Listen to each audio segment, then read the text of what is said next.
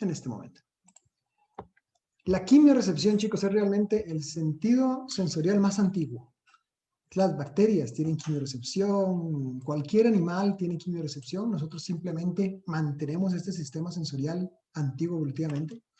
Si tienen alguna curiosidad, por ejemplo, me gusta comenzar con datos curiosos. Ustedes saben que la pérdida de olfato es uno de los síntomas del COVID-19. Si les ha dado alguna curiosidad de averiguarse cómo es que el SARS-CoV-2 hace que disminuya el olfato, pues resulta que este virus no le hace nada a las neuronas encargadas de la percepción del olfato. En el epitelio olfatorio hay un grupo de neuronas que son las que sensan odorantes. Y resulta que el COVID no le hace aparentemente nada a esas neuronas, en la mayoría de los modelos animales. Pareciera que lo que está infectando ese virus son lo que llamamos neuronas de soporte. Esas neuronas de soporte tienen muchas funciones. Tienen funciones produciendo moco, tienen funciones regulando las concentraciones iónicas. Entonces, se cree que afectando a las células de sostén, afectan el funcionamiento de las neuronas olfativas.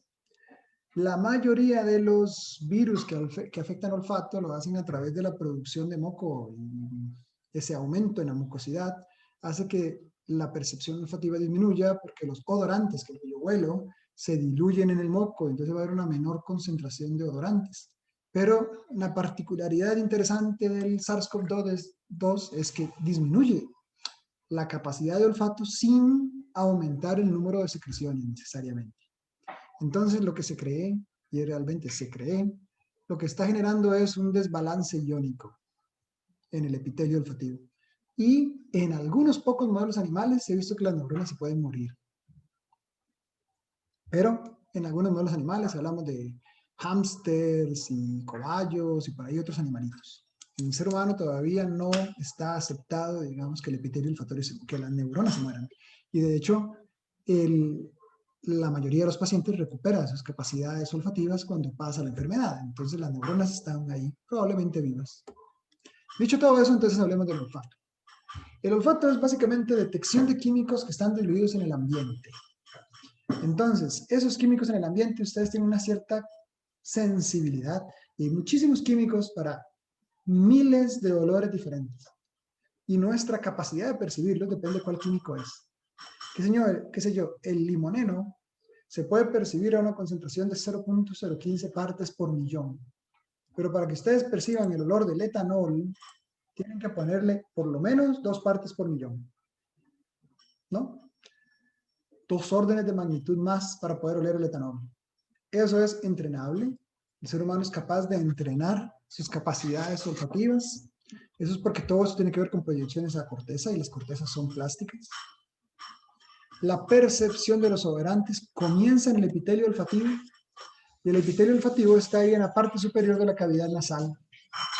Entonces yo me voy a la cavidad nasal, amplifico la parte superior, me encuentro un epitelio en contacto con un hueso, ese epitelio lo amplío y voy a tener el epitelio olfativo, compuesto por neuronas quimiosensibles y por células de soporte.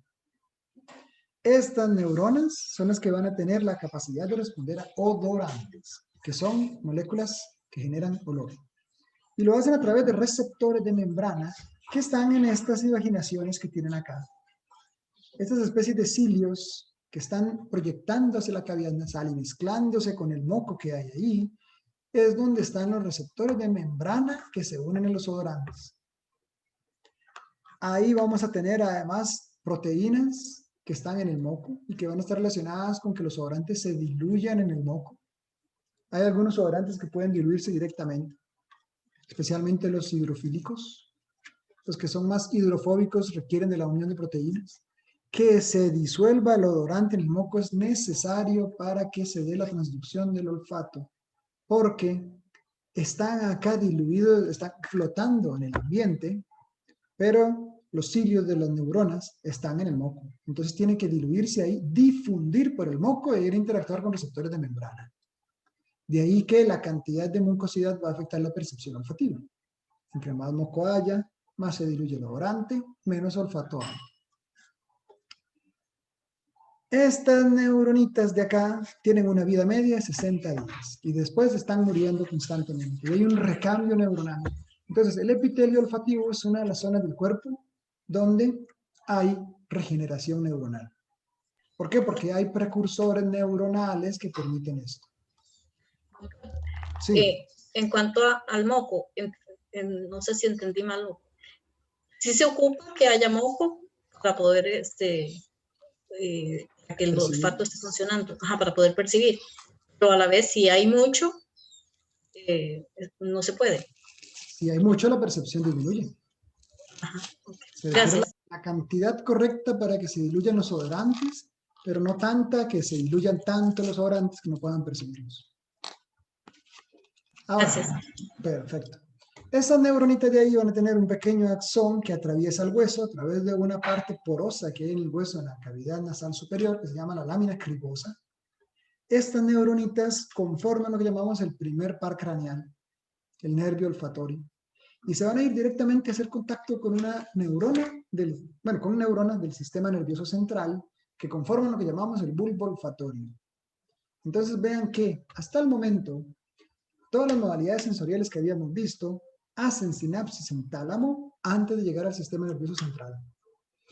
El tacto fino, el tacto discriminador, la temperatura, la audición, la visión, todos entraban a tálamo, a complejo ventral posterior, o a núcleo geniculado medial, o a núcleo geniculado lateral. Este no. Esta es la única modalidad sensorial que no hace sinapsis en tálamo, camino al sistema nervioso. Después de estar en el sistema nervioso puede ir a tálamo. Pero ya tuvo un primer contacto con neuronas del sistema nervioso central en el bulbo olfatorio. ¿Cómo se está dando la transducción de los odorantes? Ahí en la neurona del epitelio olfatorio. Esa transducción depende de receptores de membrana de dos grandes familias. La familia de los 7 dominios transmembrana y la familia de los TAR. Son receptores de membrana que pueden interactuar con proteínas G y que responden a diferentes tipos de moléculas odorantes. Se han descrito como unas 400 proteínas de membrana receptoras de odorantes. Cada neurona receptora tiene estas proteínas de membrana. Entonces, cuando llega el odorante, se diluye en el moco, difunde por el moco, interactúa con el receptor de membrana, lo cambia conformacionalmente porque es un ligando. Ese cambio conformacional hace que se reclute una proteína G, que en el olfato se llaman las G-olf. Esa proteína G separa su subunidad alfa del dímero beta-gamma. El alfa me activa adenilato ciclasas, parecido a la GS. Las adenilato ciclasas me agarran el ATP y me lo convierten en AMP cíclico. Ese AMP cíclico ahora puede interactuar con canales AMP cíclico dependientes. Entonces los va a abrir. Estos canales son inespecíficos de cationes y dejan pasar sodio y dejan pasar calcio. El sodio ya va a empezar a despolarizarme el acero. El calcio me puede ir a actuar sobre canales de cloruro. Va a provocar la apertura de canales de cloruro. Canales de cloruro, calcio dependientes. Al abrirse los canales de cloruro, se sale cloruro. Hay pérdida aniónica. O sea que tenemos cationes entrando, aniones saliendo. En conjunto, eso me va a provocar todavía más despolarización, que va a salir del ciliecillo, del cirio de la neurona olfativa, y va a activar canales de sodio voltaje dependientes, y va a generarme una señal que va a viajar por el axón a través del par craneal 1 hasta el bulbo olfatorio. Que la repolarización se dé depende de que el odorante siga difundiendo y se elimine, ¿no? Hay un recambio constante de moco y eliminación de odorantes, y de fosfodiesterasas que me rompan nucleótidos cíclicos. Entonces, este mismo calcio puede ir a activar calcio-calmodulina quinasa, y la calcio-calmodulina quinasa 2 me activa fosfodiesterasas que me rompen el AMP cíclico y me cierran todo el paquete. Si yo rompo el AMP cíclico, se cierran los canales inespecíficos de cationes, ya no entra calcio, se cierran los de cloruro, se repolariza la serie. ¿Dudas? Bueno, Doctor, entonces, sí. con respecto a las características del odorante, que tienen, o sea, ¿qué características debe tener para que genere un cambio en la proteína de membrana? Viera que no existe una característica particular para los odorantes. Hay odorantes de muchísima naturaleza diferente. Hay algunos que son cadenas de carbonos, 3 carbonos en cadena y se acabó. Otros son grandes anillos bencénicos. Realmente no existe un patrón para que uno pueda percibir un odorante. Ni siquiera se ha descrito realmente cuántos odorantes existen en el ser humano. Hay gente que dice que son 2000 y hay gente que dice que son muchos más. Entonces, hay gente que ha propuesto cantidades en el rango, 3 órdenes de magnitud más. Entonces, no hay una característica particular. Son generalmente moléculas con carbonos de diferente estructura. Sí, sí. Y para todos el mecanismo de transducción es el mismo. A nivel celular, sí. Todos los odorantes van a tener el mismo sistema de transducción, pero vamos a ver que después, más adelante, vamos a ver que lo que esté pasando en bulbo y qué tipo de neuronas se activan van a hacer que cada uno de ellos tenga su propia característica. Pero la transducción a nivel celular es la misma. Ok, perfecto. Bueno, chicos. Entonces ya son Doctor, las 11. Ah, sí, dígame. no, las personas pueden tener una diferente capacidad para percibir, o sea, a menor cantidad de partes puede percibir un olor una persona y otra no. Sí, señora. Los niveles de sensibilidad varían, incluso a nivel genético. Dependiendo de qué heredó usted, puede ser que herede una mayor sensibilidad por ciertos olores. Puede ser que la cantidad de neuronas receptoras cambie para un olor con respecto al otro. Y no solamente cambia entre personas, cambia para la misma persona a lo largo del mes. Entonces pueden haber cambios en nuestra percepción de olores en diferentes momentos, y a veces incluso en función de características hormonales. Entonces, no es constante para todo el mundo. De hecho, cuando yo les decía, esto es entrenable, ustedes pueden incluso entrenarse a percibir y diferenciar mejor los olores. Y es porque corriente arriba de estas neuronas hay procesos de inhibición, por ejemplo, inhibición lateral, hay procesos integrativos corticales que todos son modulables. Entonces, dependiendo del estilo de vida que tenga cada persona, va a tener diferentes resoluciones olfativas. Entonces, sí, cambia entre personas. Doctor, ¿y por qué algunos olores pueden provocar incluso náusea o el vómito? Eso tiene que ver más con los centros hematogénicos, ¿verdad? Que ahí esto se está integrando a diferentes niveles y algunos olores pueden ir a activar zonas del cerebro donde se da como integración de sensaciones disgustantes y esto puede mandar señales a centros hematogénicos, a centros quimioreceptivos inductores de vómito. Entonces usted genera vómito por la activación de esas zonas cerebrales. No solamente por olores, por sabores o por circunstancias que activen esas zonas, generalmente cerca de la corteza insular, van a ir a provocar que usted tenga una respuesta emética. Es todo integración cortical. Eso, Sí, integración cortical la mañana. sí, porque hay olores que incluso le provocan dolor de cabeza, un perfume o cosas así. Sí, especialmente los migrañosos pueden encontrar ciertos olores que induzcan migraña.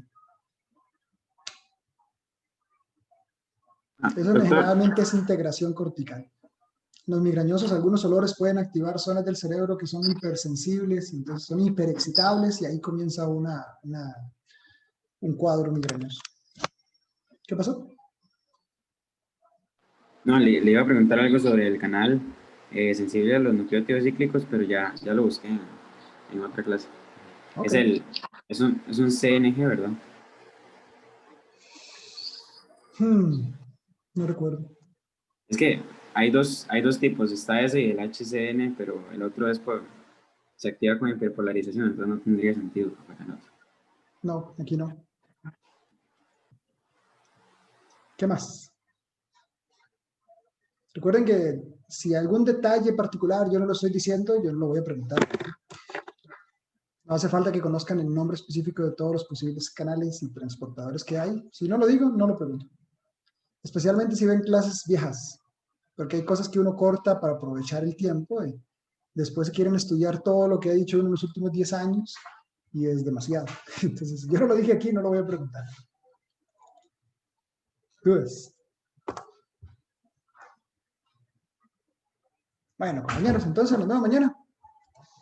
Corto aquí. Muchas gracias. A